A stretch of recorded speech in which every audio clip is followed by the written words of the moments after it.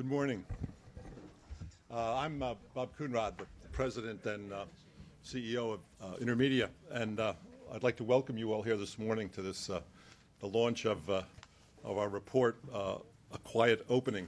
We're still waiting for one of our panelists, but given the time, I thought we should begin the session. I'm in a familiar spot up here. For many years, I worked at the Corporation for Public Broadcasting as the president there. And almost weekly, I would be in front of a group of an audience expressing publicly our support, our appreciation for the financial support of from the donors and underwriters.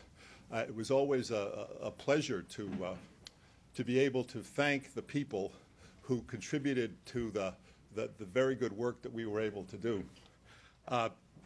So this is a familiar spot because what motivates us at InterMedia is to be able to help clients understand, inform, engage people, even under the most trying of circumstances. But what really motivates us is to be able to share our findings with people who can benefit from and act on the results of those findings. So it's especially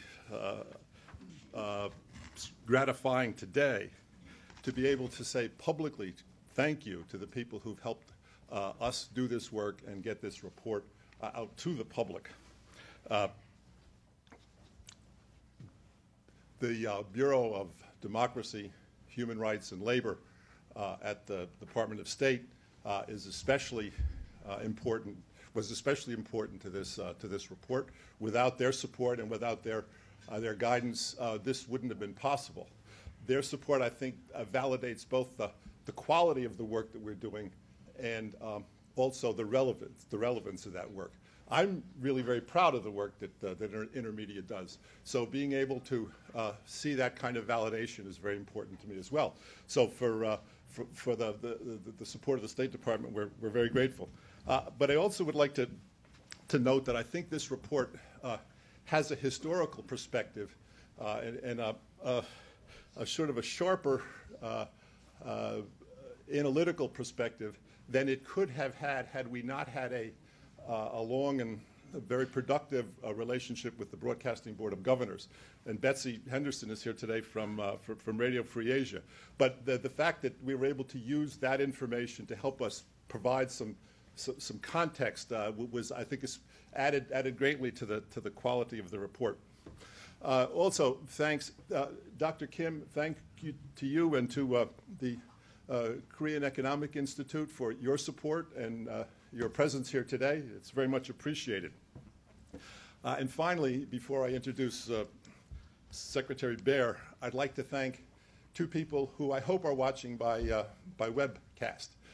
Jane Kim in Beijing, if you are there, thanks for your help.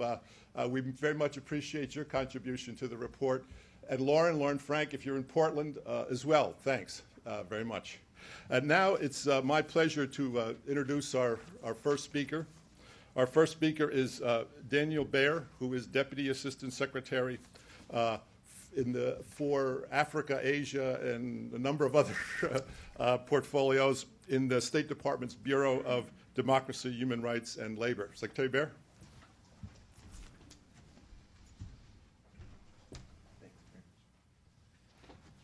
Thanks very much, Mr. Coonrod. And if Laura's in Portland watching, she's got dedication for being up at 6:30 in the morning watching the webcast. So special shout out to her.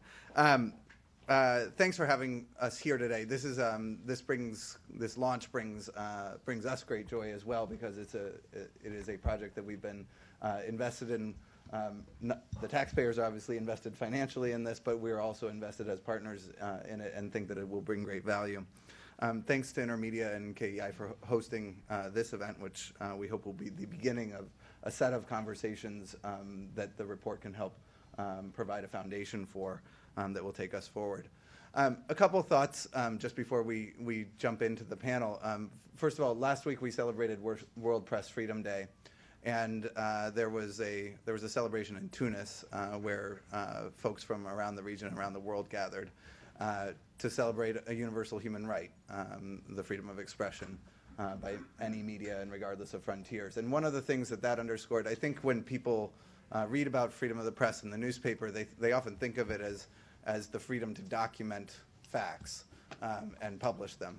But I think one of the things that North Korea watchers in particular understand, but that has been underscored by recent events in Asia, as well as obviously in the Middle East, is that freedom of the press is about more than documenting and publishing. It's really about interacting. It really is about how people understand the world in which they live, how they interact with the world in which they live.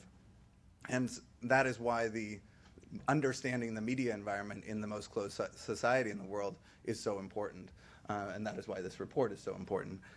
As the report documents, there are quiet changes going on. People who are getting out of North Korea are finding new ways of getting information in. The United States government obviously continues to get news and other information into North Korea. And understanding how this is changing the experience of North Koreans is an important piece of building the foundation so that we can develop new and creative ways to support them and to enhance their access to information.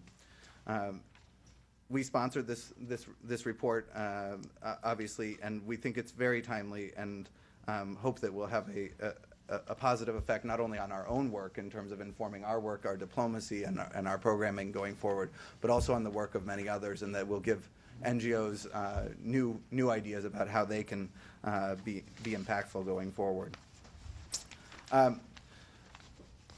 Our efforts in this space reflect a broader commitment to supporting media freedom around the world, and so in that respect, this fits into a broader context. Often when I talk with diplomats from other governments, et cetera, North Korea is brought up as the puzzle that can't be solved. And I think that one of the things that recent events have shown us is that even puzzles that can't be solved, that appear not to be solvable, sometimes get solved. I think that the dramatic events in Burma over the last two years remind us of how what once seemed permanent cannot be permanent.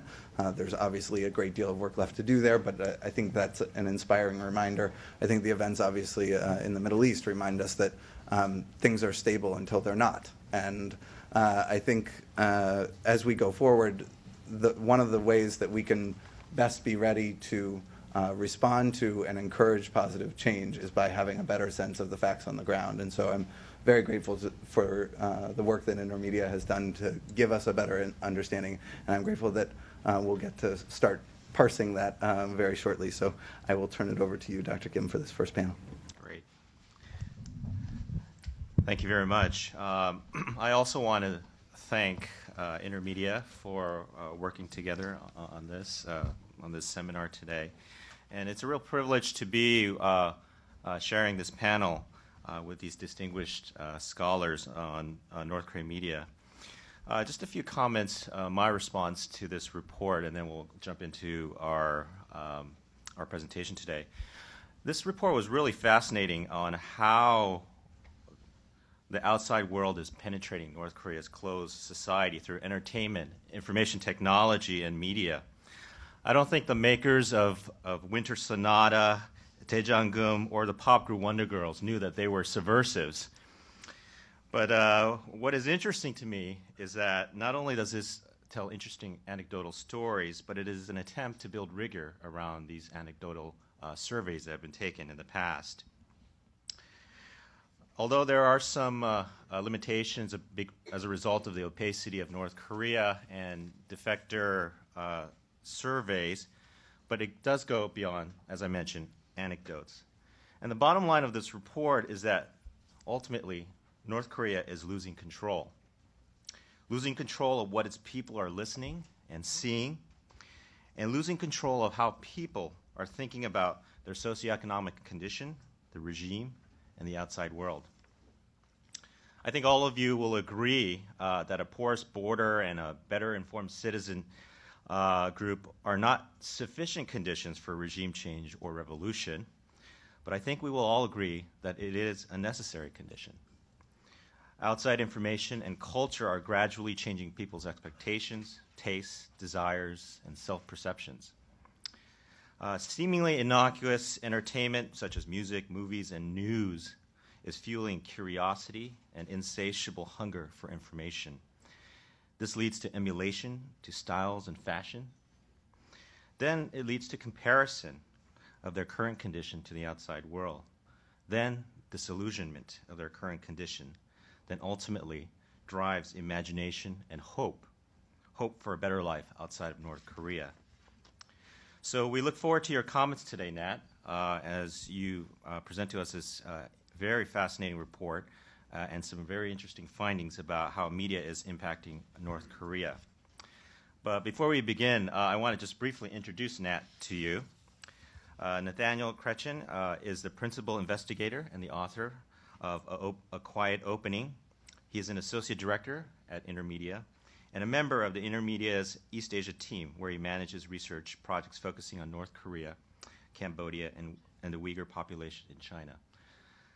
He's traveled extensively in Korea and China, and he speaks Chinese as well as Korean.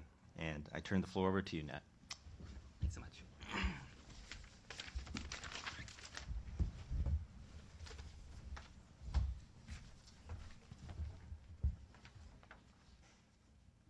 Thanks so much, Abe. And thanks, everyone, for being here. I really appreciate you guys coming out today. Before we get started, I need to echo a few of the thanks that Bob gave. First and foremost to Jane Kim, who was my project assistant and partner on this report. She was absolutely integral to the research we did, and I could not have done it without her. So thanks, Jane. Also, definitely need to recognize all the support that DRL has given us, and I really appreciate the opportunity to dig into this a little farther. It's been great working with you guys and digging through this material some more. Also, again, thanks to the Broadcasting Board of Governors. The fact that we've been able to use the 2010 North Korea Refugee and Traveler Survey as an input into this report was really important. Thanks to everyone at InterMedia who pitched in to make what I think is a really good-looking report. And also, of course, KEI for co-hosting, and Martin and Marcus and Abe and all our other panelists. And finally, thanks to Betsy Henderson and Amanda Nuna and my predecessor, Lynn Lee, who had a big hand in shaping North Korea, the work we do on North Korea at InterMedia. Before I jump into the findings too much, I think it's important to mention some caveats right off the bat. As Dr. Kim said, there are some limitations with this kind of research. This really does represent our best attempt, and I think a pretty ambitious one, to present as complete and comprehensive a picture of the North Korean information environment as we can. However, still, the bulk of the research does come from interviews conducted with refugees, travelers, and defectors in a number of different sites. And while these individuals represent some of our best sources of current information about North Korea, we can't take them to be perfect proxies for those who are still in the country. And any of the statistics that you'll see in the report are not statistically representative of the home population in North Korea. So it's just important to keep a couple of caveats in mind as we go through the report. While I tried to get into a fair amount of detail in the report itself, today I'm just going to give you guys a few of the broad findings, and then we can get into the nitty-gritty in the question and answer if you'd like. I'm going to start with talking a little bit about the media environment in North Korea and the significant changes we've been monitoring. North Koreans today really do have a lot more access to information than they did in the late 90s. And the second thing is that this information is having an impact on those who have access to it. And we'll talk a little bit about how we try to demonstrate or measure that impact. And finally, I'll look a little bit at some of the effects of these changes, of this opening, that extend beyond those who are directly receiving this information, and try to give a little insight into how these are contributing to some of the broader changes we're seeing in North Korea. So to set the scene a little bit, our interviews really reiterate what a lot of people have noted, that the famine period in the late 90s was really a very important turning point for many reasons. Since then, we've seen less reliance on and trust in the state. We've seen increasing cross-border traffic with China and internal mobility as well. Generally, we found less fear and more willingness to share among the people that we talk to, and an increasing availability of outside media and means to access it. And that's coming in a couple of different ways. We're getting all sorts of media devices and contents that are coming in naturally through the markets, through traders going back and forth from China, as well as things that the U.S. government, the South Korean governments, and others are sending in a more targeted way.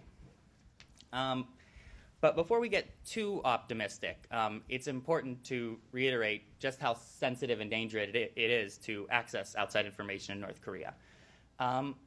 While anecdotally and in general, we're finding that punishments are less severe than they once were, or are at least much more negotiable with bribery and other means than they once were.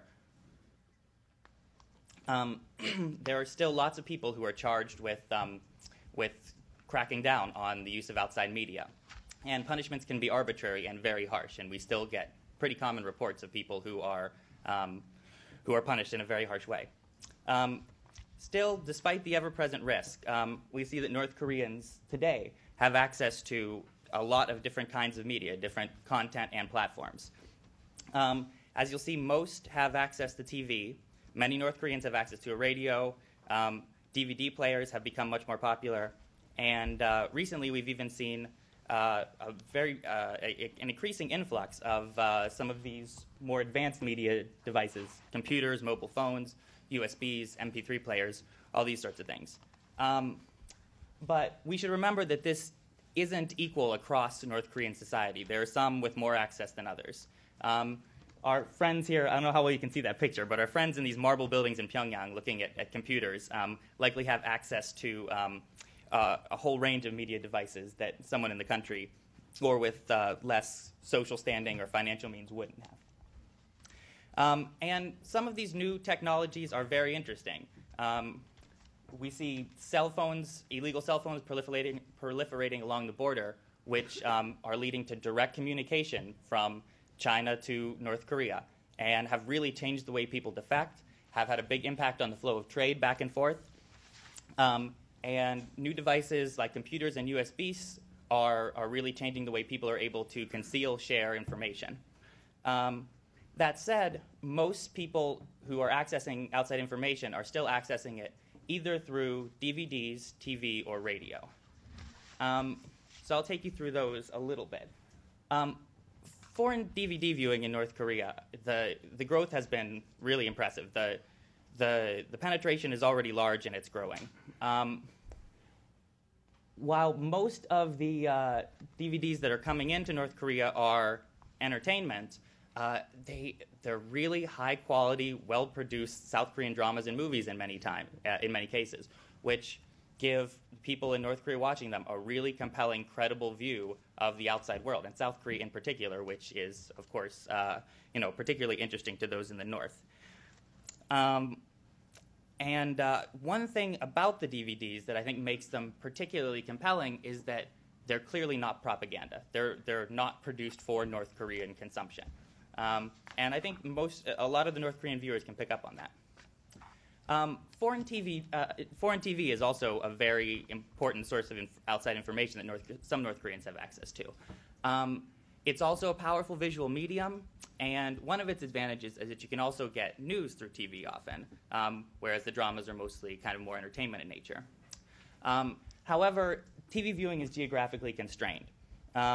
Because there's no satellite penetration in North Korea, we have essentially small bands along the southern border and the border with China, particularly up in Hamgyeongbuk-do, where you can get Yeonbyeon and other Korean language broadcasts from China. And then there's also, of course, foreign radio. We have members of people here in the audience who broadcast radio into North Korea. Radio remains important in the North Korean context because it's the only source of real-time, sensitive news and information available nationwide in North Korea. It can be received anywhere in the country. And for the most part, with a few small exceptions, it's one of the only targeted media that's actually targeted at the North Korean population, made for their consumption, made for them to be able to understand. And And so one thing we've done through our work for the BBG and now for DRL as well is try to track a little bit of the listener behavior. And this is something we've seen evolve over the past several years. Previously, when you ask a question like this, people would keep listening to the same station. If it was receivable and in Korean and they could understand it, they would stay right there. But the fact that most people now are trying to turn to another channel seems to indicate that there's some content preference being exercised. And that would argue then for niche broadcasters, that the radio market could actually support some smaller broadcasters who were targeting specific parts of the North Korean population. While this is kind of a busy slide, the point is essentially that if we overlay these different types of media and the different types of information that they can provide, you kind of end up with a media hierarchy over a very stratified North Korean society. So those at the top have a lot more quantity and detail of information, while those at the bottom, which are most people, are limited to rumors and word of mouth. So the question that I kind of get most often when I'm giving media briefings like this on North Korea is, so what? So North Koreans, they watch Winter Sonata. They listen to the radio sometimes. Does that matter? Does that have an effect? And so a couple of ways in which we've tried to answer that question to get at that are trying to see the direct effect that exposure to outside media has on the beliefs and attitudes of North Koreans, and also to see what are some of the broader social effects that greater access to outside information has. So to do this, we tried to do a little modeling. And in the report, there's descriptions of exactly how we went through this. But what it is, in essence, is trying to show the degree to which there's a relationship between outside media exposure and changing beliefs, attitudes about either the outside world or the North Korean regime. And we built up, by the end, some pretty complex models of the way that we think outside media exposure is affecting North Koreans. Some of the key takeaways that we were able to pull from this modeling are that exposure to outside media is strongly related to more positive beliefs and attitudes about the outside world. We found when we had people who were on a spectrum of outside media access, those with greater access had much more positive beliefs about the outside world. And we broke this out for both news and entertainment media and found it was true in both cases. Interestingly, exposure to outside media does not appear to have the same strong relationship to North Koreans' beliefs and attitudes about their own regime, at least in the way we were able to test for it. And I think that makes sense because when they're looking at the outside world, North Koreans generally don't have much experience with the outside world aside from what they're given through state propaganda. So when they have access to outside media, there's much less that has to be fought back against in terms of changing perceptions. For perceptions of their own regime, that can be influenced by such a large array of factors, some of which we have difficulty controlling for. However, it was very interesting to note that when we tested for discussion of sensitive topics, North Koreans talking to each other about things that they technically weren't supposed to talk to each other about, that was actually very strongly related to more negative beliefs about the North Korean regime. So looking a bit more broadly and trying to figure out what some of the implications of media access beyond just those who are directly listening, we see in both our quantitative and our qualitative research the creation of horizontal connections between people outside of the kind of more vertical lines of state control that we're more used to thinking about in North Korea, as our lovely couple here seems to attest to. When we look at that quantitatively, we can look at it through questions like this. We see only 23% of those who watched foreign DVDs did it alone. Most people were watching with friends or family. And watching foreign DVDs is illegal and is something you can get in considerable trouble for. So it's no small degree of trust that is required to be able to watch it with someone else.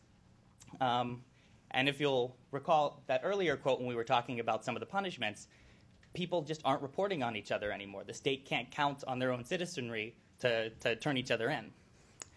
But even more than some of these quantitative numbers, some of the qualitative anecdotes as well really kind of give an insight into the normalization of some of these behaviors. Young North Koreans aren't learning 당연하지 from their parents. They're learning it from Winter Sonata and other South Korean media. And as the quote says, it's a signifier. So to kind of sum up briefly, while the letter of the law around foreign media is getting even more strict, we've seen the creation of new grupas whose sole purpose really is to curtail access to foreign media. True retrenchment is probably not possible. North Koreans can't unknow the things they've already learned. Yet, as the title of the paper implies, the dynamics we're attempting to track, at this point at least, represent a quiet opening. For most North Koreans, the behaviors that we look at in this report and the process of change will likely continue under the radar, at least for the time being. However, the development of conditions on the ground and the media environment being an important part of that is something that we should be tracking and trying to understand with as much nuance and detail as possible. So I hope in putting some of this research out into the public space, we'll be able to give fellow researchers, North Korea watchers, policymakers, a few new bits of information to mull over and analyze and build off of in their own work. So thanks again for coming, everybody.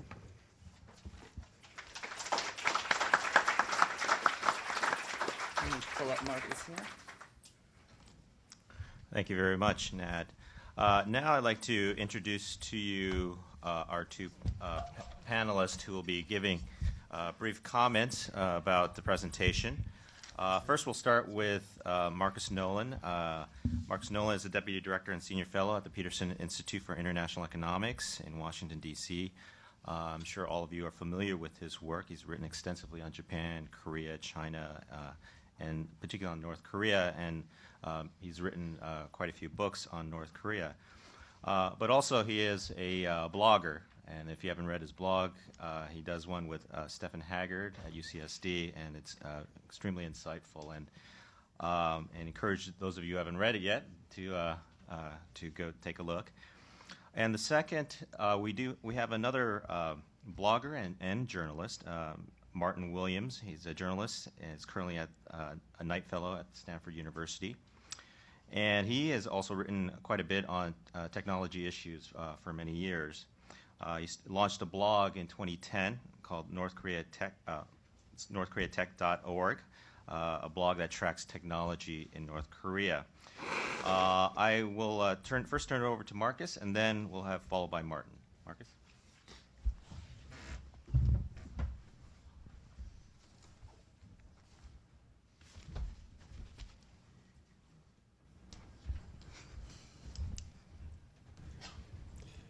One of those mornings. Thank you very much for that kind introduction.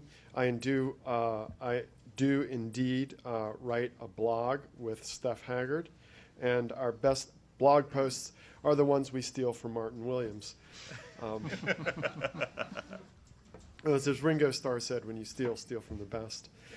Well, it is indeed a great honor to be here this morning. This is a really interesting report, A Quiet Opening. When I first started doing work on North Korea, what was really striking about attempting to do research on North Korea was the paucity of information. And the really extraordinary change over the last 10 or 15 years is the broadening of the information that is publicly available. And this report is an excellent example of this broadening of information and gathering of actual data and allowing one to make statements about things that are based on something other than pure speculation. So what I'm going to do in my time is basically line up the results in this report with some work that I did with Haggard based on the book, which is the Shameless Commerce Division, Witness the Transformation, which is based on 2 refugee surveys. And in general, our results line up pretty closely with those in reports, with some little differences, which I'll mention. The real question, I'll come back to the end, well, there are 2 questions. One is, how representative are these results that are derived from refugee surveys of the attitudes and behaviors of the remaining resident population of North Korea? And the second question is the one that V.I. Lenin posed, which is, what is to be done? All right, so context, that's what I was asked to provide this morning. We have observed an enormous change in North Korean society over the last 10 to 20 years, driven in large part by the collapse of the classic centrally planned socialist economy. The collapse of that economy in the 1990s and made most manifest in the famine of that period forced small-scale social units, households, workplaces, party offices, government offices, even small-scale military units to begin operating in entrepreneurial ways, many of which were technically illegal. That had 2 effects. One is a technical effect that is alluded to in the report, which is that there's an enormous expansion of cross-border trade with China, much of it pursued by entities that are seeking profit. These are not trading firms controlled by the central government in Pyongyang, but these are various types of entities of various legal status. They're out there trying to make money, and one of the ways they try to make money is importing things like DVDs and radios that actually have tuners and short-wave radios and so on. So one aspect of this marketization from below of the economy that we've observed for the last 15 years or so has been an expansion in access to both devices that one can use to receive information as well as various types of media as well. The second one is a broader kind of social opening. One of the things that we find in our results is that increasingly North Koreans see going into business as the way to get ahead. I mean, much of the population has effectively been abandoned by the state, and for them, going down these new paths is a way to get ahead in life. Now, it's interesting in our surveys when we ask people, what is the best way to get ahead, many of them still cite the central institutions of the state. The government apparatus, the military, the party, and so on, as a way to get ahead. But interestingly enough, that is seen not so much as a way to get ahead because you can do well in those positions out of some sense of fidelity or patriotism, but rather that those provide a platform for extorting on the general population. And as Nat mentioned in his discussion, we have a situation now in which many of the behaviors that are discussed in this report, and I'll discuss in my remarks, are technically illegal. You can get out from under this by bribing police or local officials. So people want to become police and local officials because that's a way of accessing bribes. Now, in this kind of considerably fluid and dynamic social environment, what is the role of outside media? Well, both the study that Nat presented and the work that I've done with Steph indicates that over time, the share of the population having access to outside media is expanding. And while there is variation, as he pointed out, both geographically and in terms of socioeconomic groups in the access, I want to make quite clear a simple point, which is this is not just an elite story or not just a youth story. When we looked at our data, we for example, carved out people who had come from rural areas. And we find that while the spread of this media occurred later in the rural areas, by now, 2012, even in the rural areas, you have people consuming this outside media. And indeed, while young people show a great deal of interest, we found in our own work, middle-aged people were even more intense consumers, perhaps because they had more money to spend on these things. One of the slight differences in the results between the study presented this morning and our previous work is that quiet opening finds that while exposure to outside media increases positive attitudes towards the United States and South Korea, it does not increase negative attitudes towards the government of North Korea. We don't get that result. We actually find that exposure to outside media actually increases dissenting views, and indeed, one of the basic results that we find is that the meta-narrative of the regime, that all their problems and difficulties are ascribable to hostile foreign forces, is increasingly disbelieved by the population, and it's the most disbelieved among the people who consume foreign media. We find something that we ended up calling the market syndrome, which is that people who are engaged in market activities are more likely to have exposure to outside media. They're more likely to cite political motives as the reason that they left the country. They are more likely to have been arrested for their activities.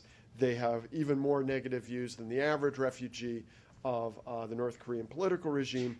And most critically, and I think this is one of the really interesting things that comes out of the study this morning, they're more likely to communicate their views. One of the basic issues with North Korea is that I think that it would be fair to characterize North Korean society, at least at some point in the past, as being one that was highly atomized with very low levels of social trust. That is to say, people might harbor all sorts of views privately, but they did not articulate those views, oftentimes even to their own family members. That seems to be breaking down.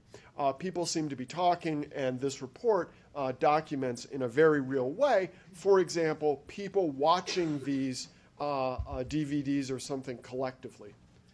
And that is really important if one is trying to understand social dynamics within North Korea and potentially what this means for issues of political stability. So, this all sounds really great. But the problem we have is that the people that I've talked to, the people that Nat talked to, have voted with their feet.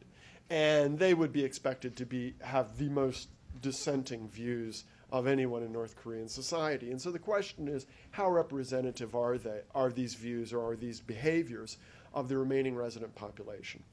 We can ask them questions about what they did or what their family did or what their friends did back in North Korea, but of course those responses are unverifiable. And in our work, we went to a great deal of time and effort and trouble to estimate multivariate models and try to generate counterfactual projections, lining up the results that we got from our surveys of refugees with all the demographic and social and personal experience data we had, and then projecting that back on the national population. And what we found in our own work was, on some questions that one might consider almost factual questions, such as how much of your family income came from market activities and how much of your family income came from your regular job at the state-owned enterprise. When we do those counterfactual projections, we find that, as far as we can tell, the results we're getting from the surveys line up very closely with what we think is probably happening within North Korea. On the opinion questions, what do you think of the Kim Jong-un regime, or do you think that the economic reforms had a beneficial impact, or something like that? We find a little more evidence that the people that we surveyed may have somewhat distinct and distinctly negative views. But even when we do the statistical analysis, we always find that even on these opinion questions, while we may have oversampled groups or people with experiences that would tend to lend themselves to negative views of the regime, they always fall within the 95% confidence interval. And so at the end of the day, our conclusion is that our work, the work that Nat has presented this morning and so on, should be taken seriously. That there's real information about attitudes of North Koreans and their behavior that can be derived from these surveys. So the final question. What is to be done? Well, as I said, the report that was presented this morning I found very interesting and hopeful and optimistic, both in its description of spreading access to outside media, falling inhibitions on the consumption of outside media, and decreasing inhibition on group consumption, which I think is really important in terms of how this all plays out in the future.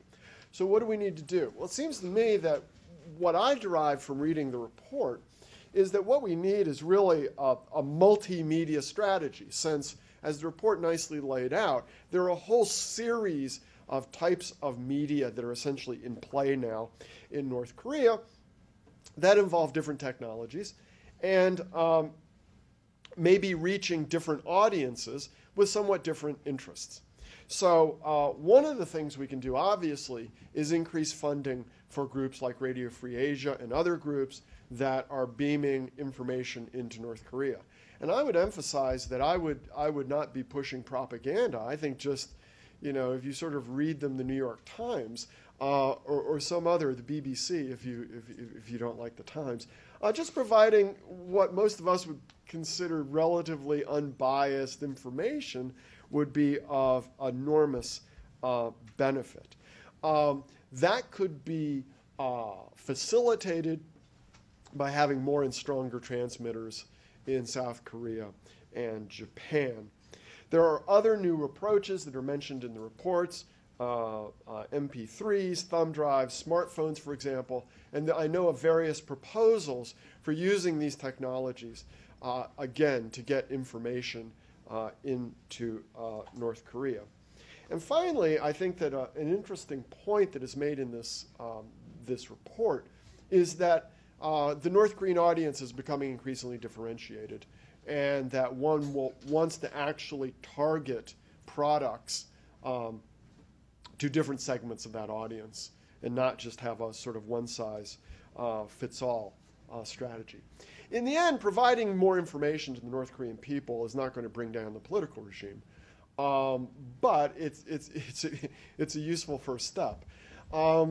It seems to me that what we want to do, to use another Marxian phrase, is to intensify the contradictions.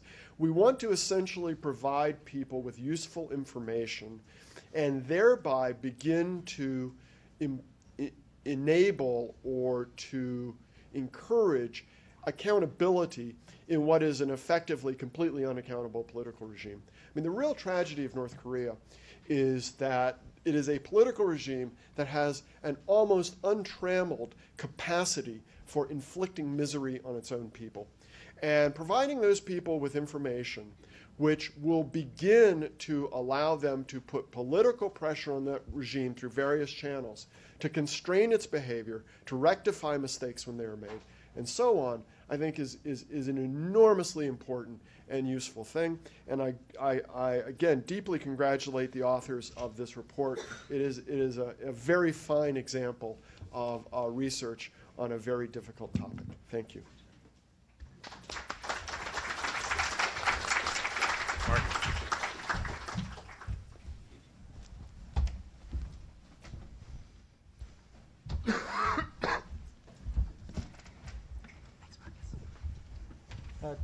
Thank you very much. Good morning. First of all, I'd like to echo some of what Marcus said. I was tremendously impressed to read the report. I think it has some fascinating findings and has really advanced, taken us a step forward in what we know about North Korea and the information ecosphere that exists in the country today.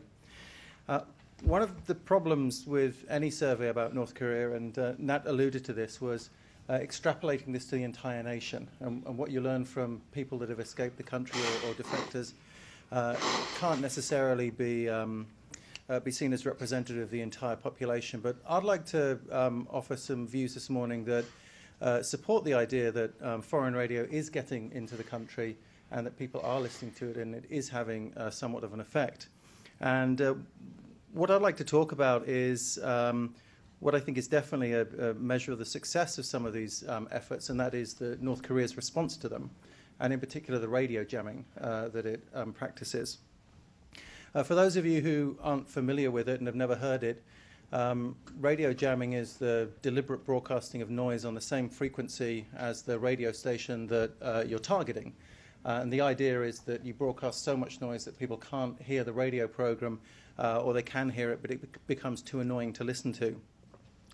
And one of the things that we see every single day is that North Korea devotes a lot of electricity and a lot of resources into jamming some of these radio broadcasts, specifically to stop people in the country listening to them.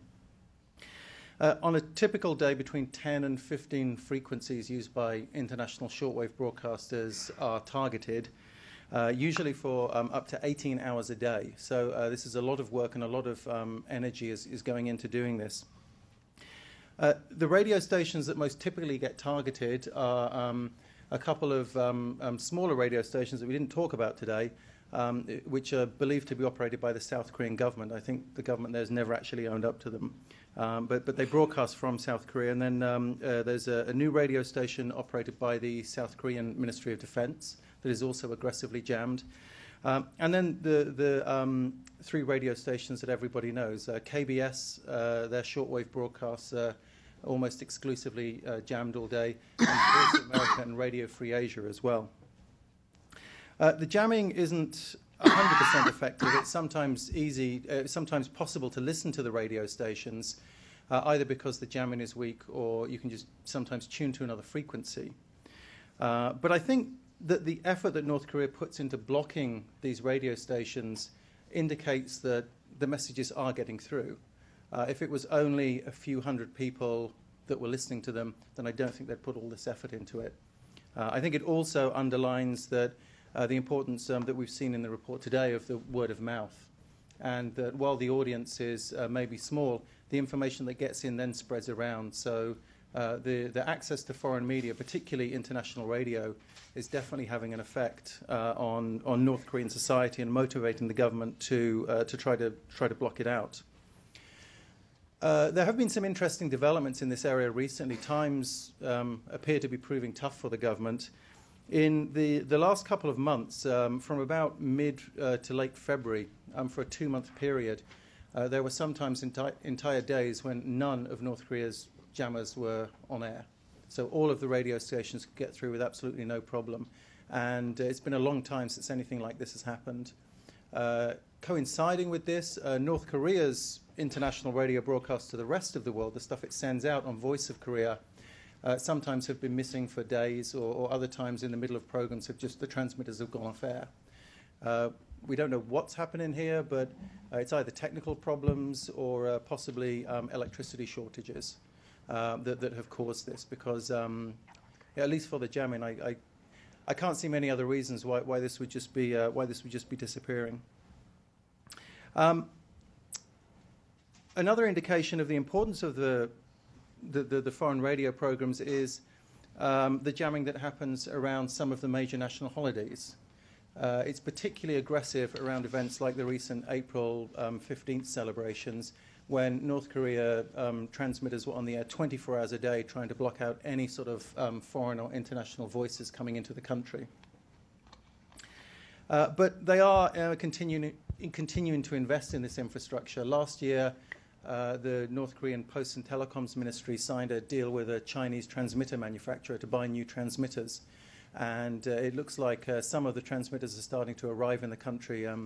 Some of the country's broadcasts, because they're using old transmitters, have traditionally never been spot on the right frequency. They've been slightly off. And some of the frequencies they've used recently are now dead on exactly what they should be. So it looks like that some of these new transmitters are making it into the country, so the government is still continuing to invest. A sort of interesting aside to this deal with China was that the North Korean engineers had to go to Beijing to train how to install these new transmitters. Normally the Chinese engineers would fly to the country that was buying them and help the local staff install them, but as the Chinese transmitter maker said on its website, and I think it might have taken this down subsequently, but initially said, in North Korea, the location of these radio transmitters is a state secret. So these Chinese engineers aren't allowed to come into the country and to visit these transmitter sites. They're not a secret to anyone that has access to Google Earth, because they're right. Transmitters are very easy to see. They have very long shadows, and they're very easy to spot from satellite pictures.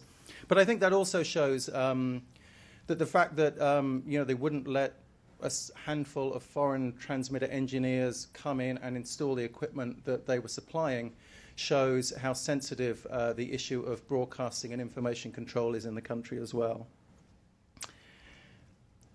The report outlines that listeners will often try to retune if they find something that isn't interesting, and I think that's the same. That goes for any signals that are difficult to hear or jammed.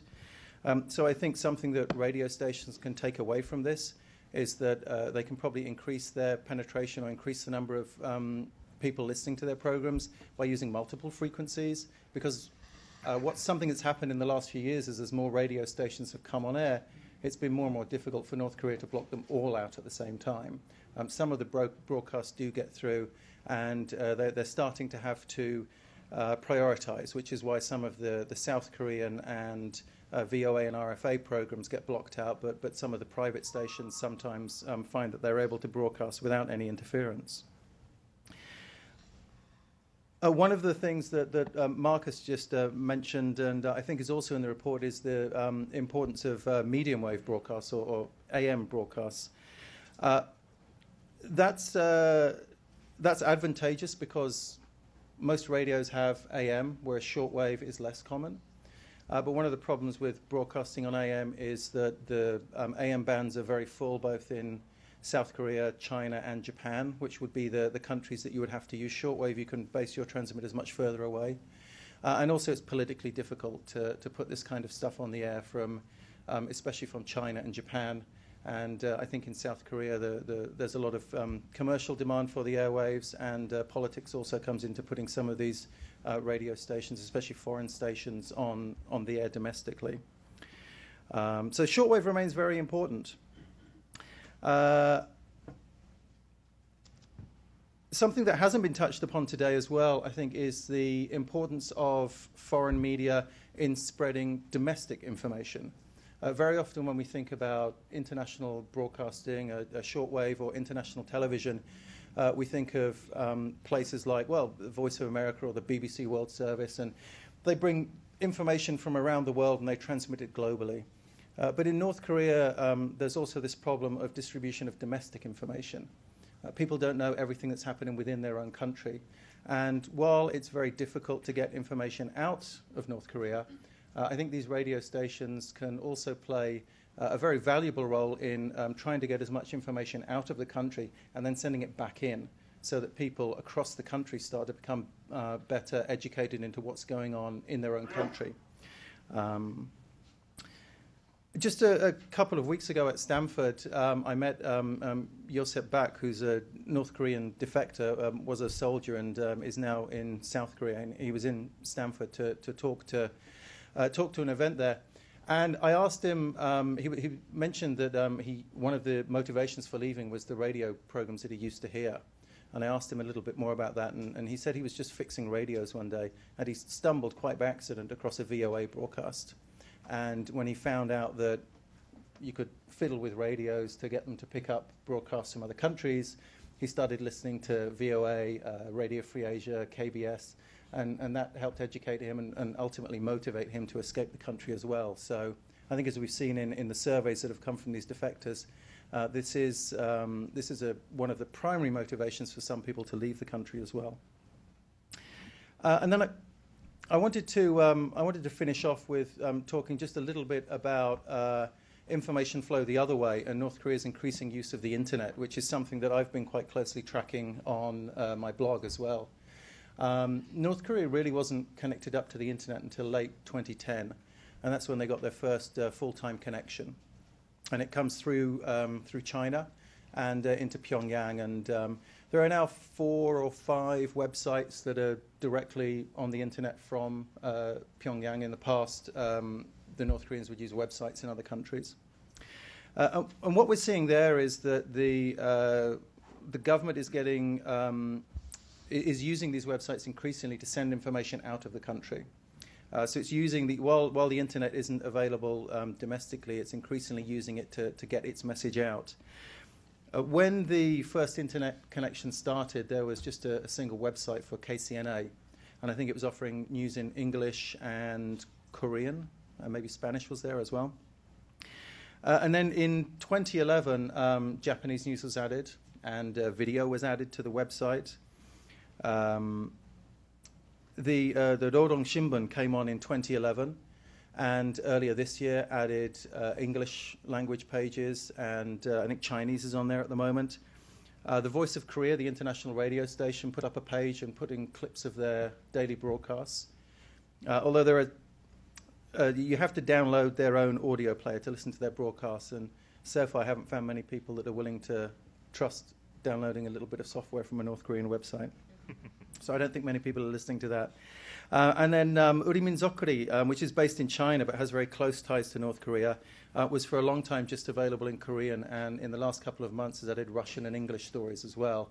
So the use of the internet at the moment by North Korea is relatively unsophisticated.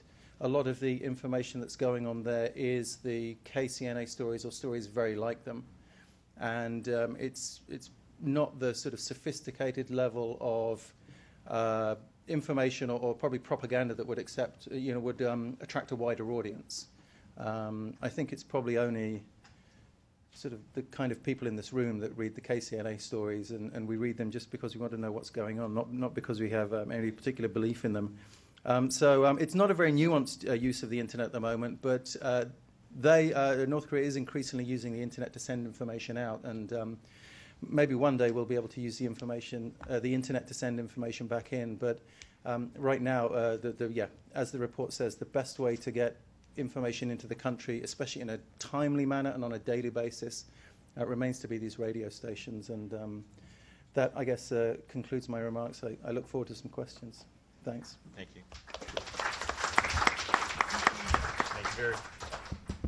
Thank you very much, Marcus and Martin. Before we start our Q&A session, we wanted to give a few minutes to Betsy Henderson of BBG, who will give a few minutes of remarks.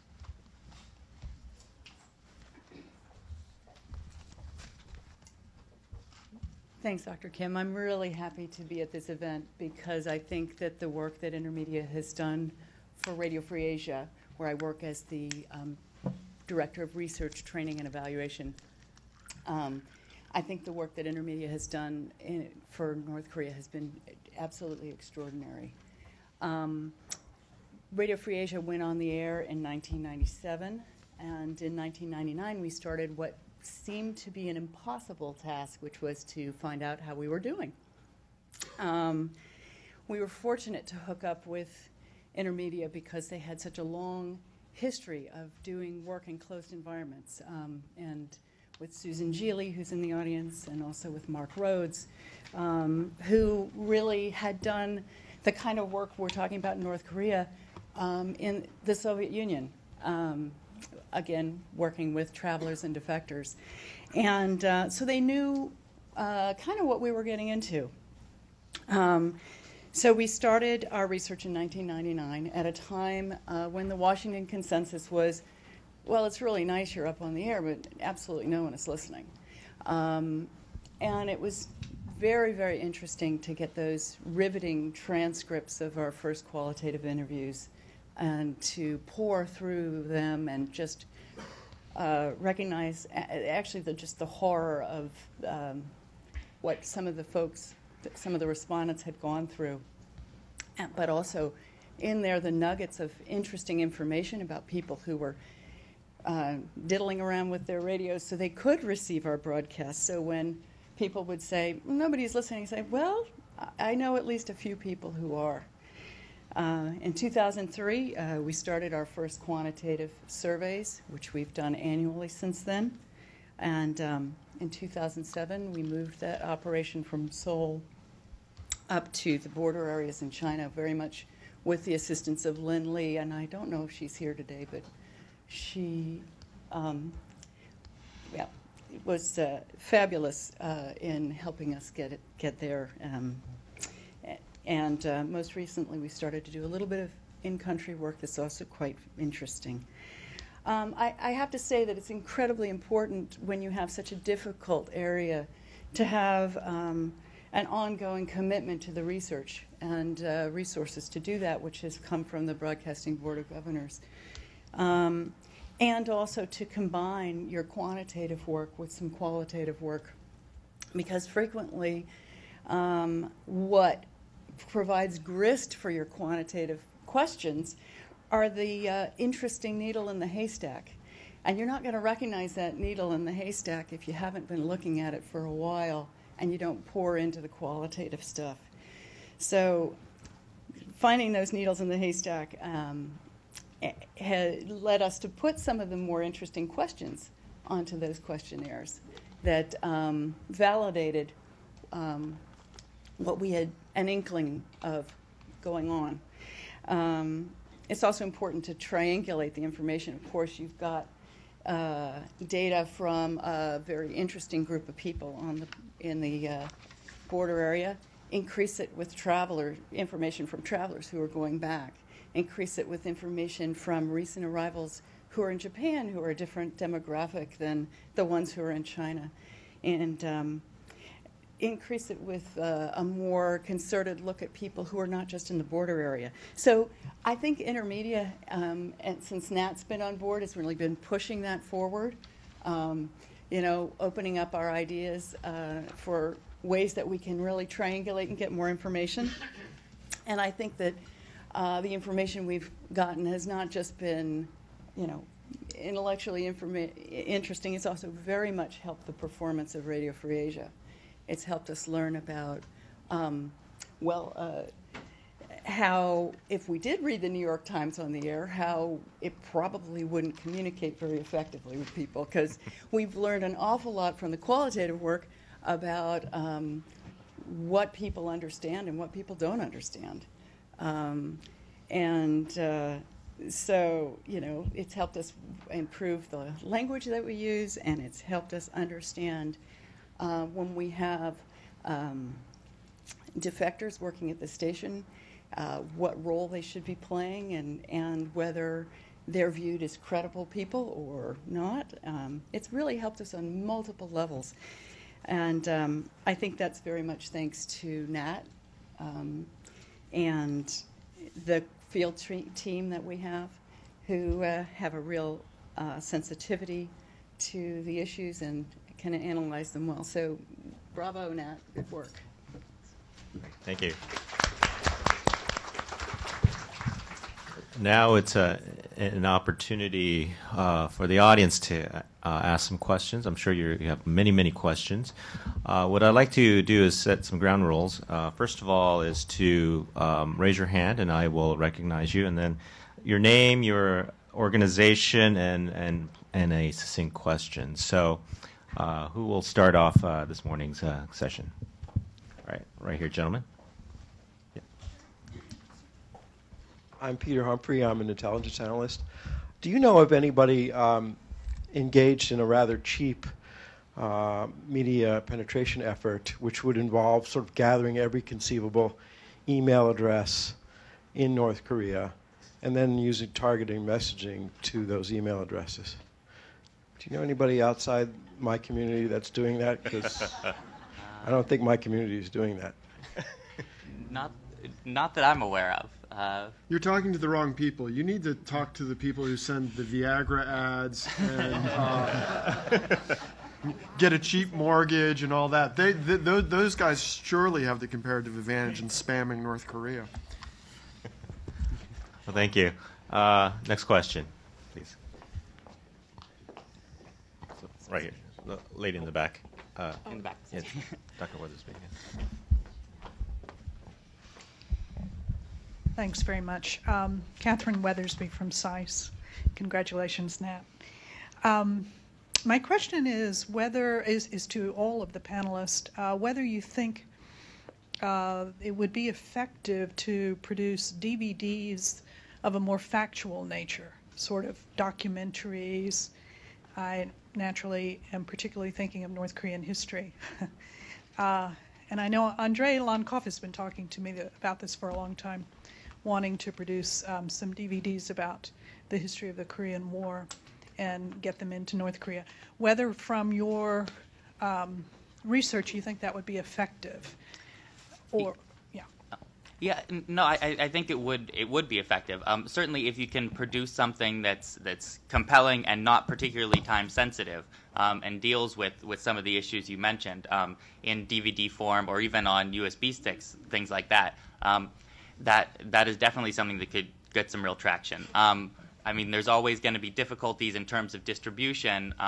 It means you'd have to partner with Chinese smugglers or cross-border like Chinese Koreans. But in terms of resonance with audiences, yeah, I would say that there's a great opportunity for that. Or balloon drops. Just one thought that comes to mind is that I guess thinking about the way that the radio programs are handled and the response and what I was just talking about jamming, that the stuff that's politically sensitive and directly directed at North Korea is the stuff that gets targeted. I don't think that NBC's pop radio network in South Korea gets targeted, and maybe I think it would have to be carefully done, because otherwise you might find out that if these DVDs start becoming very political in nature, then that might maybe generate more of a crackdown than there is at the moment, because dramas aren't seen as particularly particularly bad for the state or something like that. I've also spoken to Andre about this, and I guess he and I are not entirely on the same wavelength. And there are two reasons. The first one is the one that Martin just alluded to. In some sense, you want to get people to consume these things. So you want to provide them with things that they want to consume. And an Andrei Lonkoff produced documentary on the origins of the Korean War might not be, a bestseller, so to speak.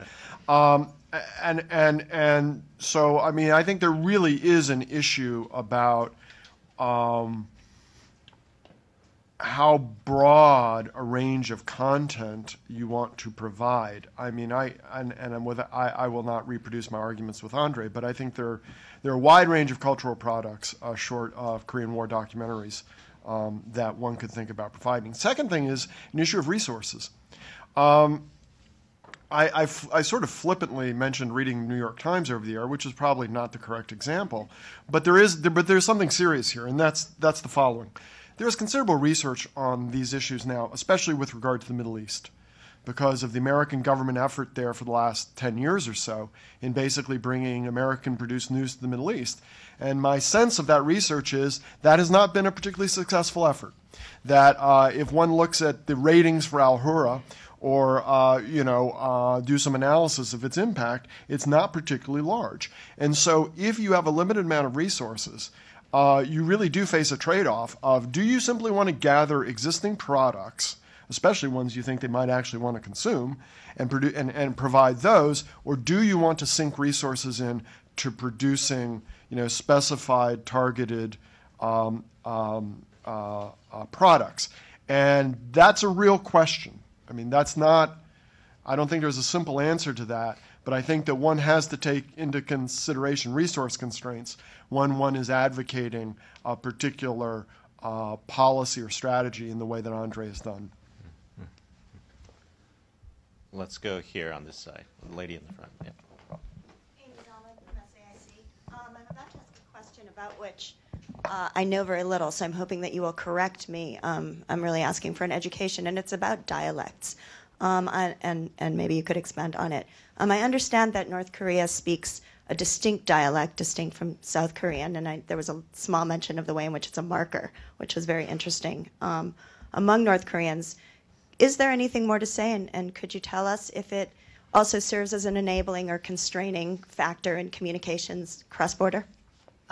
Yeah, I mean, I think when InterMedia started doing research for RFA and VOA, there was kind of a much bigger gap between the primarily South Korean broadcasting staff and the way they were phrasing things, the terms they were using to send information into North Korea, than there is now. And I think both sides have kind of come together in some respect. As DVDs, other South Korean media that's in its original form has proliferated, North Koreans are getting more accustomed to some of these terms. And so they're moving in one direction, while at the same time, RFA and VOA and other broadcasters, some of whom are even run by defectors, are doing a lot more to make sure that they're the language there's not too many loan words, and it's not incomprehensible to North Korean audiences. So I think there's some coming together there. Okay, let's take two questions at the same lady in the white, and then let's have Chad right here. So.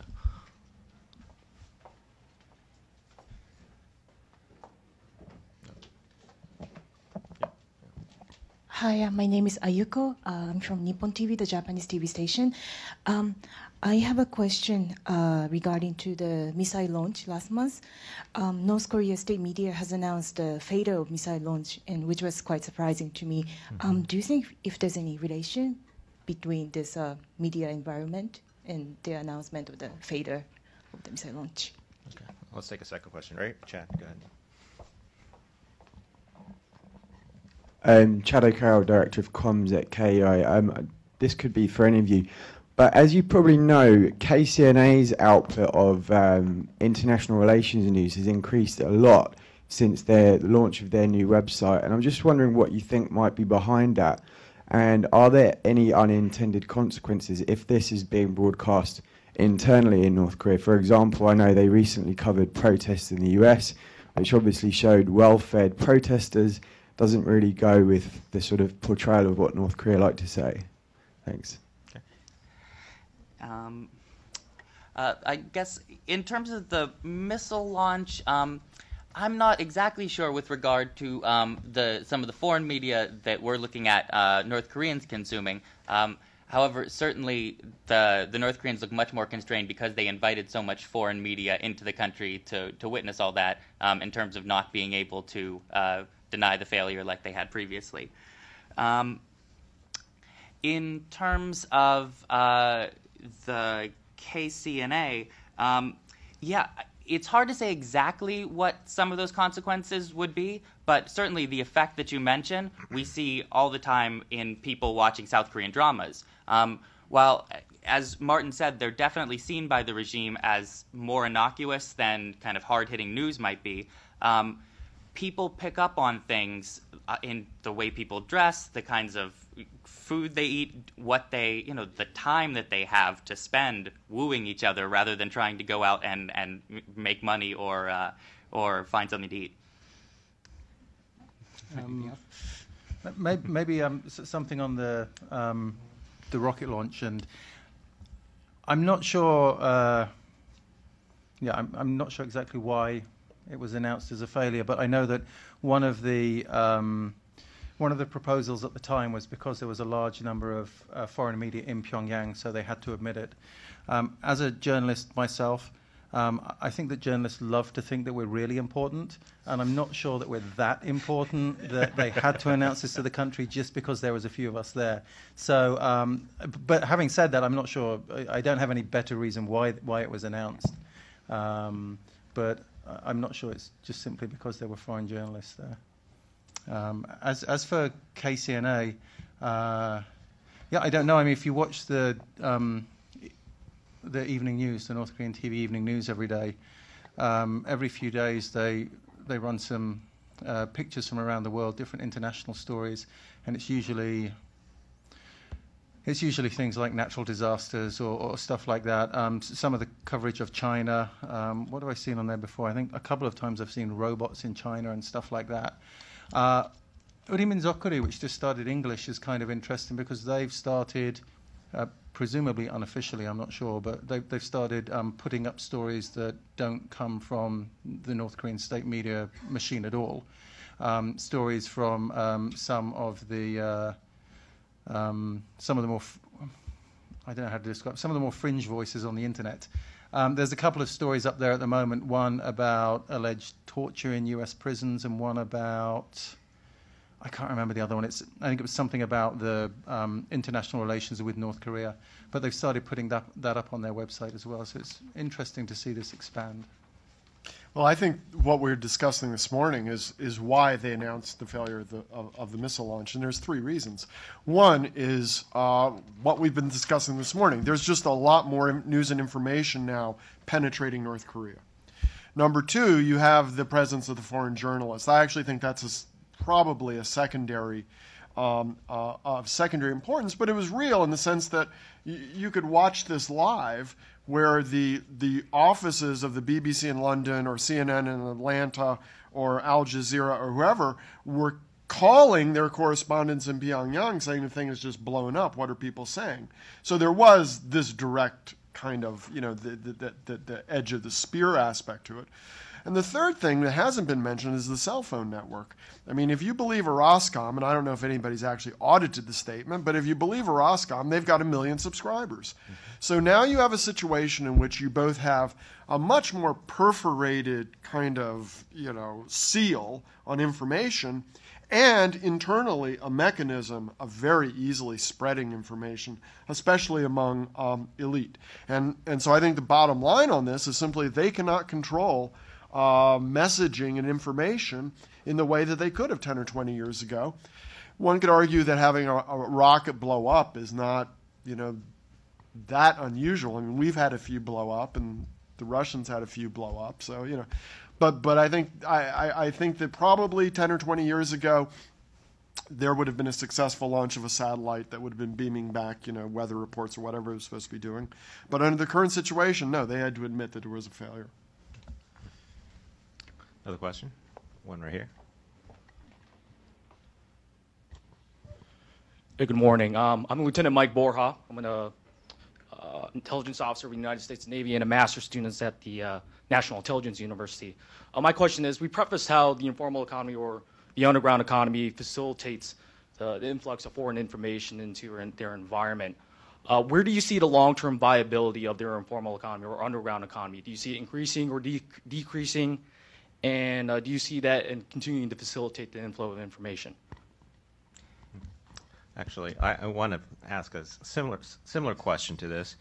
I'm surprised that, Nat, you didn't mention there's one product that hasn't been mentioned, and there's no talk of videotapes, right? Before, originally, these soap operas went in as videotapes, and now it's DVD, TVs, USBs, and computers. So we've already moved one generation of technology of how North Koreans are consuming this. And I thought one interesting thing in your report was some of the pricing of the products. Now that TVs and computers are at the same price, $300, based on your reporting here. And now that USBs are more easily, they can be hidden easier and they can be easily pulled out. I'm wondering in your research if you found this trending toward maybe now they're moving away from DVDs and TVs and people are consuming or purchasing computers and now consuming more and more USBs. So, yeah.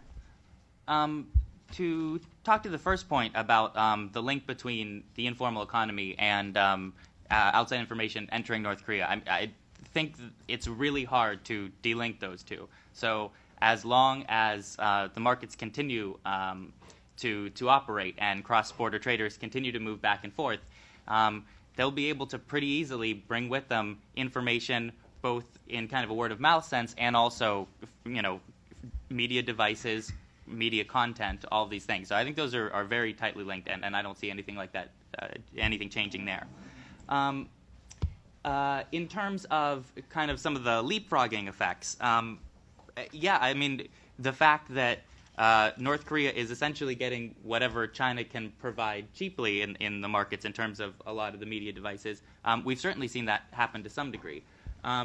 The prices that are in the report are actually taken from a Daily NK piece where I think they went to a market in Kangdong and compared some of the things. So it might be like an older computer versus a relatively big TV, because I think a lot more folks have access to TV than do computers. But still, yeah, especially among the elite that we talk to, a lot of them are moving away from DVDs and toward USBs because they have the ability to, and it makes concealing these things, sharing these things much easier.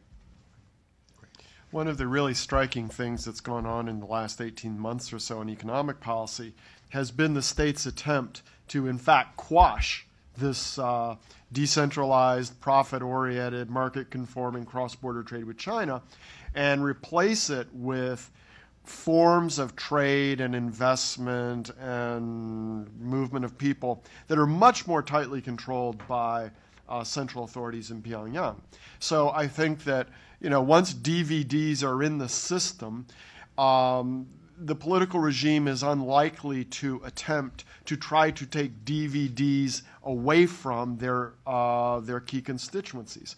But that's not to say that they are not going to try to greatly strengthen their control over this unauthorized movement of these materials and technologies back and forth across the border. It's a tug of war between the market and what people want and the state's ability to control the market. And I don't think we can say at this point that that the market is won forever and more, and there will never be backwards movements. There will never be attenuation of those flows across the border. I don't think we're there. Just one thing on the USBs, and this is sort of thinking about them from a technology standpoint and security standpoint. The USBs do offer the potential for, in addition to the video programs, various Trojans and viruses to make their way into North Korea and to get put onto computers. Those things can either come from outside the country and make their way around on numerous computers and maybe one day get plugged into a computer that does have internet access and send stuff out.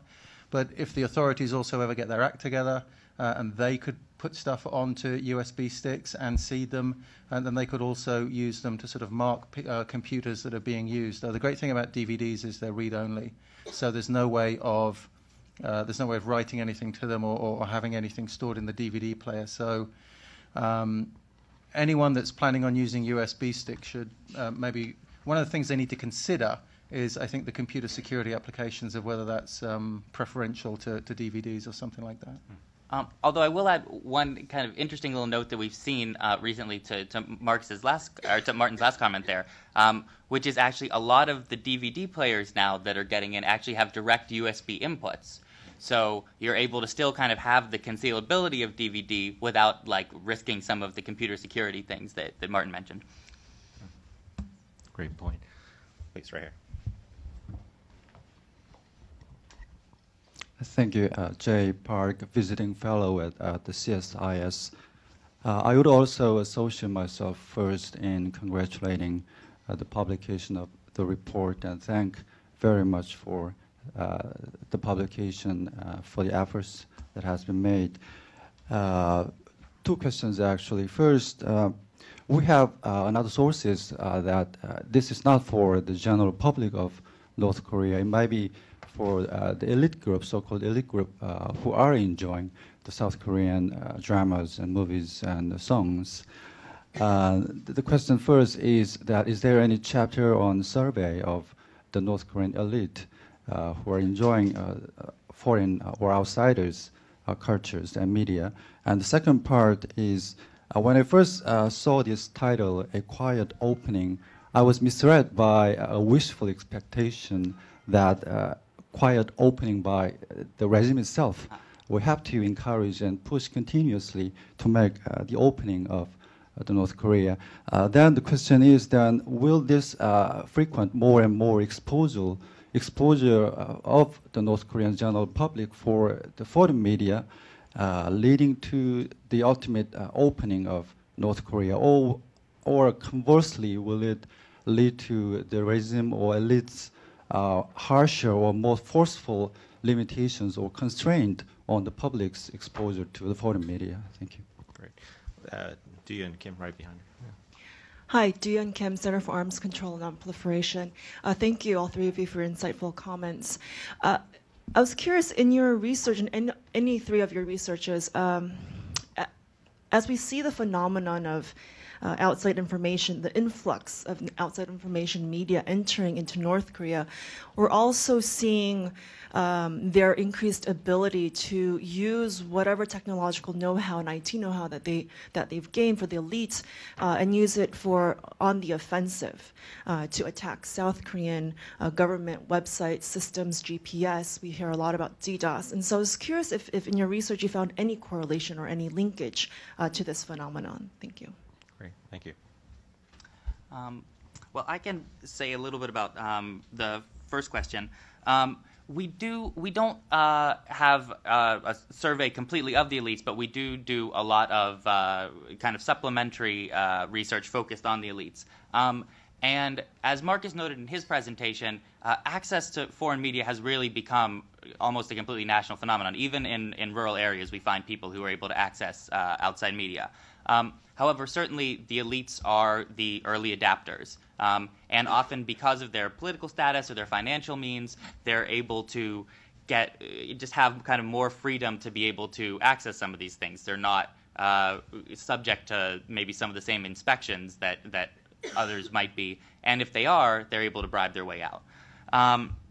In terms of kind of what this is leading to, I think it's probably too early to say that this is going to be opening North Korea. However, the kind of dynamics that we're looking at, I think, eventually could get to the point where they start to constrain some of the North Koreans' action, that there are some kind of red lines that are more difficult for the state to cross. Again, the state still has a really powerful ability to crack down at the moment, but as the citizenry knows more, you can imagine it moving in that direction. Martin? Well, I can probably say something about the computer security attacks, although I don't, not necessarily anything that correlates to what's in the report, but just as someone that's looked at these quite closely, one of the things I've always found is that if you look at any type of these computer attacks anywhere in the world, and they happen all over the place, you're very rarely able to figure out who's behind it. And one of the things that seems to happen these days in South Korea is every time there's a computer security attack, within a couple of days they figured out that it was North Korea. Now, that's not to say that I don't think North Korea is behind some of these, but I think that it's incredibly complex to figure out who's behind this type of stuff. I think a lot of the stuff that you see in the South Korean media is, I mean, none of it is fact-checked. I'm yet to see any evidence of any. I'm talking about the allegations of it, of these coming from North Korea, not the general stories, of course. But I mean, I'm yet to see any evidence when this proof is supposedly given in Parliament or meetings or things that it came from North Korea. I haven't seen any evidence, and I think that's because it's very difficult to find this. So, sort of in general, it's very difficult to figure out the capabilities of North Korea because it's so difficult to find that. I'm sure some of the attacks that have happened are probably coming from there because everything points to it. Maybe some of the smaller ones are just kids in South Korea that want to mess around and know that they're not going to get blamed for it. This is a country where everybody's on broadband. A lot of people are using Internet Explorer, which is an old versions, which are still very insecure and easy to hack. So I think in general, it's I think a much more complicated picture than we sometimes see in a lot of the reports that come from there. Great. More questions? Let's right here. Hi, Henry Song, North Korea Freedom Coalition. Early last month, the 4 smaller independent broadcasters, Free North Korea Radio, Open North Korea Radio, Radio Free Chosun, and North Korea Reform Radio, they formed an association. Question for you, Nat. In your research for this report, did you come across any reference by the defectors or the refugees of having listened to these smaller independent radio broadcasters? And I guess to all the panelists, what do you see as the significance or the importance of these defectors, organized or defector staffed radio stations and broadcasting information into North Korea? Thank you. Okay. Oh. Yeah. Yes. In North Korea, listenership is still very much determined by the amount of time you're on the air, the amount of frequencies you're on the air, the strength of your frequencies. And so the smaller broadcasts won't be able to compete with some of the larger official broadcasts who have very market advantages in all of those things. That said, we have found people who have listened to the smaller stations, certainly. And as we were kind of talking about earlier, as we see some of the radio listening behaviors develop, if the stations aren't heavily jammed, there's a very good possibility that people could tune into some of these. And because they do a pretty good job of targeting a specific niche, you can imagine them resonating quite well with the intended audiences. Yeah, I think more voices on the air means more diversity, more choices. more frequencies on the air at the same time, be them all frequencies of the same radio station or different radio stations, means it's much more difficult to stop that stuff coming in as well. I think giving people a choice is good. As we were talking about earlier, there's this has to be content that people want to listen to, and maybe the radio stations can, by diversifying what they're doing, reach a larger audience, or just leave people better informed about it. Great. Before I invite Ambassador King to close out our session, I want to ask one final question to our panelists. Nat, you had mentioned that North Korean consumers are actually exhibiting preferences. And I'm wondering from your research if you found if there are particular types of genres of drama or music that North Koreans are particularly fond of, that they would like to import more of. Deep bass.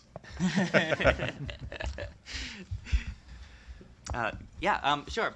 There's certainly the reason that South Korean DVDs are so popular is because they're a great mix of everything you'd want in entertainment. If all you ever get is really kind of stern, 위대한 수령의 Kim Il-sung 동지만, that's hard to take all the time. And so when you get very well produced, compelling South Korean dramas, and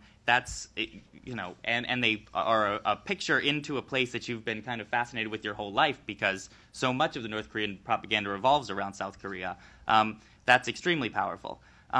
That said, there's kind of some interesting differentiation, especially amongst different groups within North Korea. The elites, for example, are pretty good about using each medium for what it can best provide them. So when they want entertainment, they watch their dramas. However, when they want to know hard news about the outside world, then they turn to radio. Great. Thank you very much. Now I'd like to introduce Ambassador Robert King, who will give the final remarks to close out this evening's session. This morning's session. Sorry, wrong time zone. Ambassador Robert King is, of course, the special envoy for North Korean human rights issue, and he was confirmed on November 2009. Ambassador King works with Ambassador Glenn Davies and has led on human rights and humanitarian affairs related to North Korea. Prior to his appointment, Ambassador King worked on the Hill for 25 years, and of 24 of those years as Chief of Staff to the late Congressman Tom Lantos, as we all know, was a long advocate and fought for human rights and tolerance around the world. With that, Ambassador King.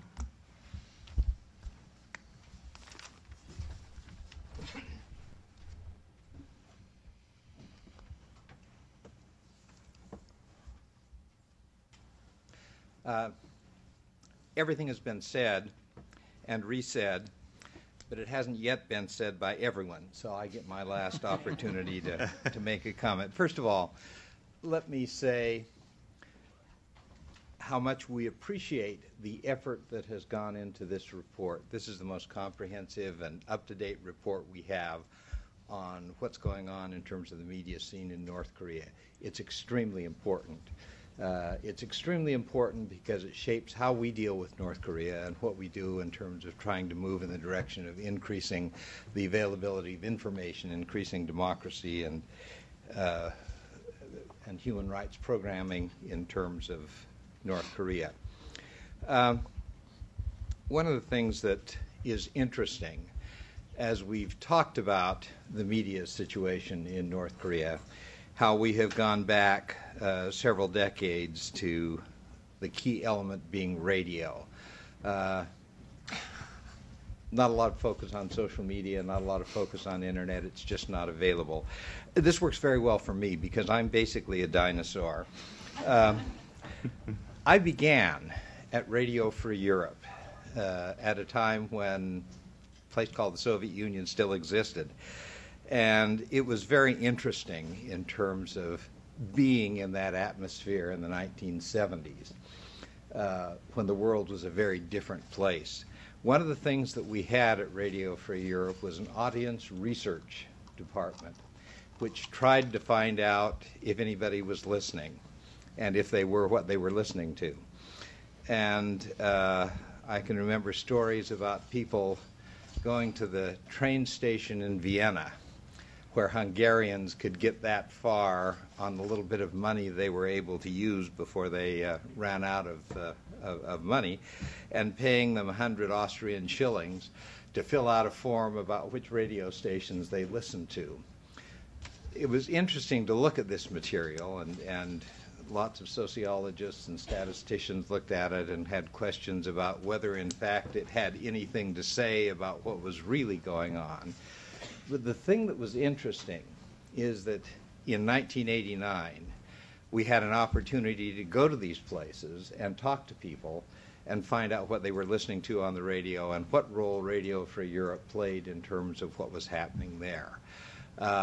It's amazing, in retrospect, how close that information that we were getting from travelers at the train station in Vienna reflected what was happening inside those countries.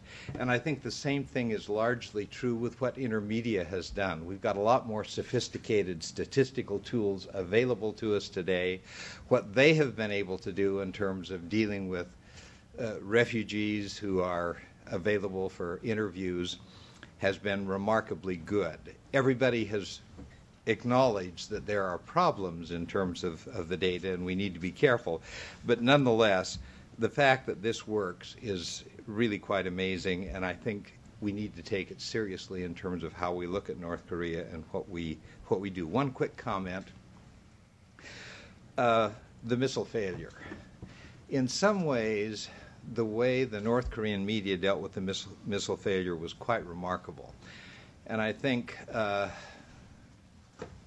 the comments about why it happened and trying to figure out what it really means are particularly significant. I think Marcus Nolan's comment was particularly significant. The journalists who were there were taken out to the site where the missile was fired from. They were taken out 2 days before the missile was fired. They got to see where it was in place, they got to see them fueling the rocket. But when the missile was actually being fired, they were in Pyongyang attending B-rate events to keep them out of trouble. And the government, nonetheless, after 4 hours, reached the point where they had to announce that it had happened, that the missile launch had been a failure. And I think the point is that the media environment in North Korea has changed and is changing. And with the information available, with cell phones available for internal communication, with greater availability of information externally, you can't just say it's still playing patriotic songs so that all can tune in. I think this is what we're looking at. How do we create information availability that limits the ability of the government to do what it wants? How do we put the constraints on the government that democratic societies suffer from all the time? And it's important that we do it. It's important that we continue. And as we look at how we deal with North Korea, looking at the media and how we can increase the availability of information is probably the most important thing that we can do. Nate, thank you for your efforts. Thanks to InterMedia. Thanks for the work that you have done. You've provided a major bit of information that will inform what we do in terms of dealing with North Korea. Thank you very much.